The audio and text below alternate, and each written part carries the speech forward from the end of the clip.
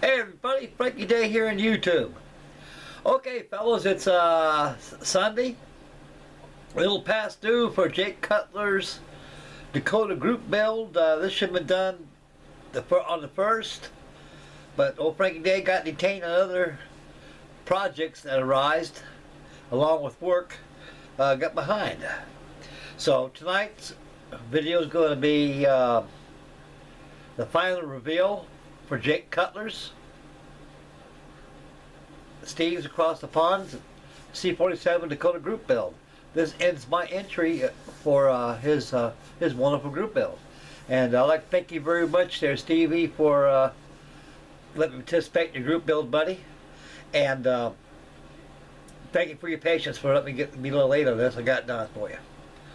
Okay, fellas, before we get started here, I'd like to wish everybody out there a very happy new year, and I'm glad that everybody's happy and everybody got a lot of Christmas stuff and all these holiday seasons over with. And it's hope from my wife, from myself personally, to every one of you great fellas out there, that you had a wonderful New Year's celebration and nobody got in trouble.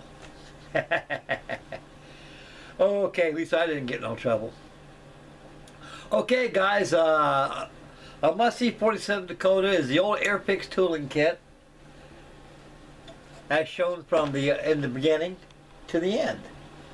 This is the end, but we'll keep this box for sentimental value only. And she sits there proudly next to her kit she rectifies for. And we'll soon go take a look at the my R4D, United States Navy, 1956, McMurdo Sound, the South Pole. This is where this aircraft hails from. And I see a lot of R4Ds in my lifetime, fellas. When I was in the Navy, they were still using them back then. And they're a very good airplane, very wonderful airplane. Donald Douglas engineered the most beautiful airplane that ever was. And it's still flying today. Only a very small group of them, but they're still flyable today, fellas. And they're commonly seen in air shows and museums. Okay guys, no further ado, we'll go over here and swing around and take a look at this R4D. I just got done finishing here. And we'll swing the camera back to yours truly and finish up with video. Okay, I know this camera's friendly. And we'll swing around and take a look at her. There she is sitting there on her stand. That came with the kit. We'll buzz in a little closer here. There you go, fellas. That's good. I want to obscure the vision. I have all these decals that just have they're just homemade decals I made, fellas.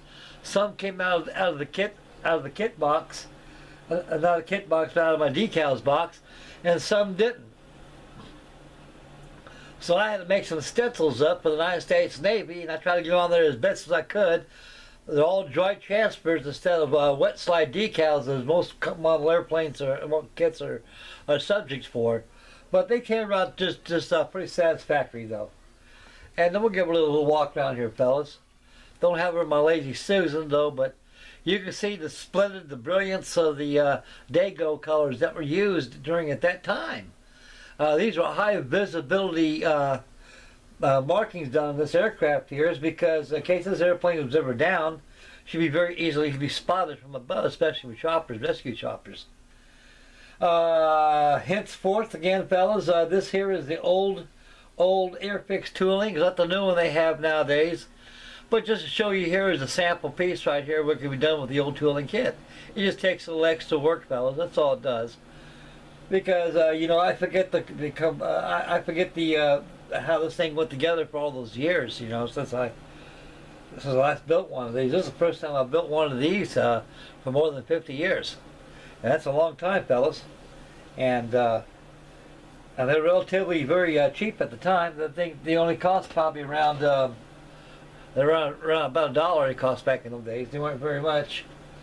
Airfix was very affordable, and I'm sure glad that they came to America back in 1963. And the paint scheme of this aircraft depicts the squadron that they use at the McMurdo Sound. The Air Force C47 Skytrain or Dakotas were pretty similar to this, except they're all aluminum. And So this one right here is all United States Navy with the Dago colors of it. And the Dago colors really stand out quite well in this old Goonie bird right here. The Dakota C47 is a very wonderful airplane. The United States Marines, the United States Navy redesignated them as LR4Ds. And they were a very handsome airplane for their time. And they still are. These kits are available, only one source only, fellas, like two that I know of. Vendors, when you start going to these model shows, always get vendors out there selling these old kits. There's a lot of chances you run into them there, but if not, or less doubtful, you'll certainly find them on eBay. I was on eBay last night doing some surfing around, just doing some looking around, see what's available and stuff, you know, and I must have ran across 4 of these already on eBay, so you can get them on there at least 10 bucks or down below, but that's before shipping, but the shipping really gets you nowadays, fellas.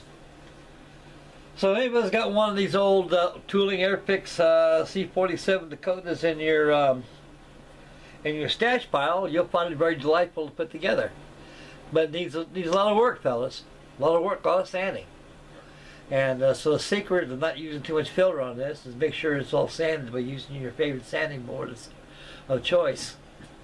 And that eliminates most of the seams and everything else, and just use your filler of choice, your putty that you use for it to fill in the seams, and keep priming. Make sure all your transparent parts have been quickly masked before proceeding the journey into the build.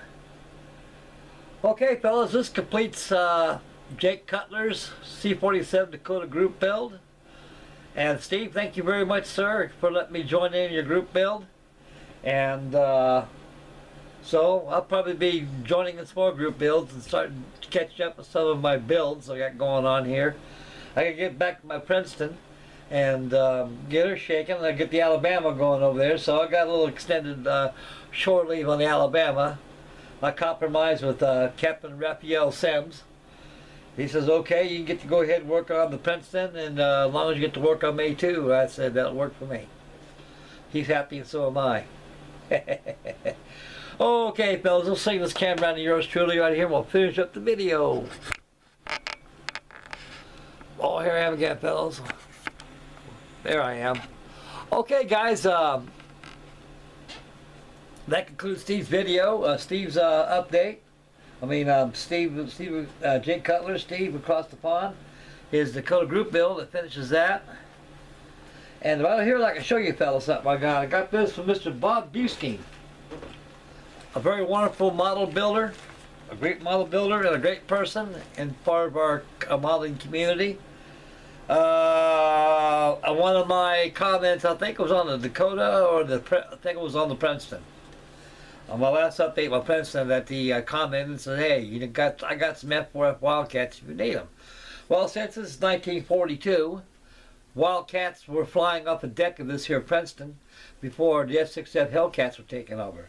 So instead of using the Hellcats, I'm going to start using the Wildcats. That'll bring the build up to date as the aircraft that was used. Because the Hellcats came out a little later. So this is 1942. Okay, fellas, with the package, you gave me 3 items, starting out with the police one I use. These are good sales. I can use these on my radio control ship models I got. Now, I've got a Dumas PT boat that worked pretty good on this. Now, I can use my Union Jack on here. On the ship's flag, also, my phonetic alphabet flags too can be used also. I think these are all gun stuck pictures, but I can use these. Thank you, Bob. You found a good home. Well, Frankie Jake can use them. Okay, that's goodie number 1. And goodie number 2 is this is an old Wings vacuum 48 vacuum form kit. These kits here are all vacuum formed. Some of you fellows out there are not too familiar with vacuum form kits opposed to injection mold, styrene molded kits. Vacuum form kits is a form of plastic that's formed as vacuum formed on sheets. The accuracies of these kits are somewhat in and out of scale and proportion, and some are right on. But a lot of kits that are not made in injection model form are made in vacuum forms. So there's a lot of good vacuum form kits out there that a lot of these model companies won't touch. because they're into something else. Something has more popular, more significance. So right here, this is the Wings 48. This is a Wings 72 scale. I'm sorry, fellas. This is a 1/72 scale Fokker. And it looks like a Bristol Bowfighter. Not a Bristol Bowfighter, Bristol Beaufort. In a way, that's almost like a Bristol Beaufort right there with twin floats. In the back, you got decals, they're optional. These are good kits, fellas. I like these old vacuum form kits. This came to a good home. Bob, thank you very much, sir. I might just build this on the fly. You never know what old Frankie Day will do. Okay, last of the goodies that I got from Mr. Busking is these F4F Wildcats. Now these bad boys are pre-painted already. I was really amazed. I had no idea that these things are available painted. So that takes, it's very time saving, and the price of these things are spot on. I could get a whole bunch of these, put them on my Princeton, but thank you, Bob. I can use these on, I'm going to go ahead and use my TBFs and airbrush my TBFs the same way, using intermittent navy blue along with gray undersides. That's all it needs. So that completes my air wing for my USS Princeton. Thank you, Robert. You're the man, sir. Thank you. God bless you. Okay, fellas, time for you to get out of here right now. I'll have another video probably. I'm going to shoot for Tuesday. There'll be another one on my Princeton. And by Thursday, I'm going to start turning to my CSS Alabama. I'll start getting the running rigging done on that. Then I'm going to hop back on the Gato and get her ready for the fog colors. I finally went down there before I close off. If Bells, I want to show you something. I went down there and got me some paint. This is for my Gato. We got these big models that are 4 feet long, fellas.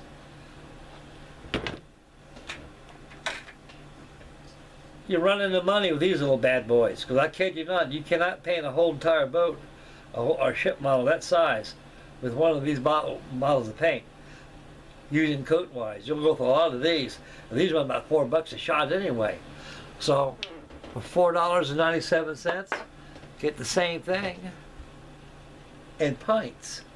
But make sure, fellas, when you use these pints colors, you put wax on them and seal these lids as tight as you can. If you don't, a film will come over the paint.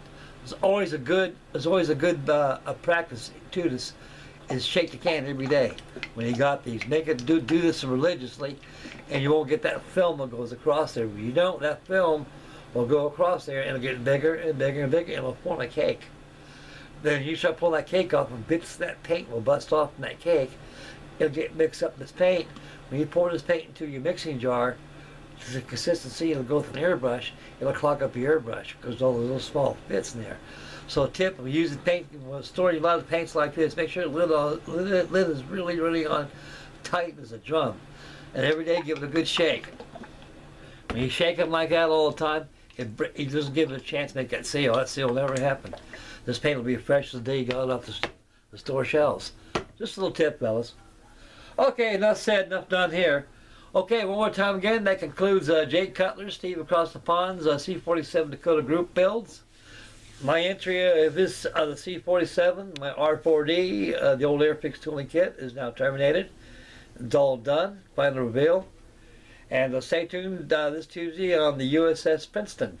I will have some results done on it by then. I think you fellas will like her. And I'll hop on the Alabama and get the USS drum shaking. Okay, guys, this is Frankie Day signing off. We'll catch you Tuesday on the USS Princeton. Okay, fellas. Take care, boys. I'll see you this Tuesday. Bye, fellas.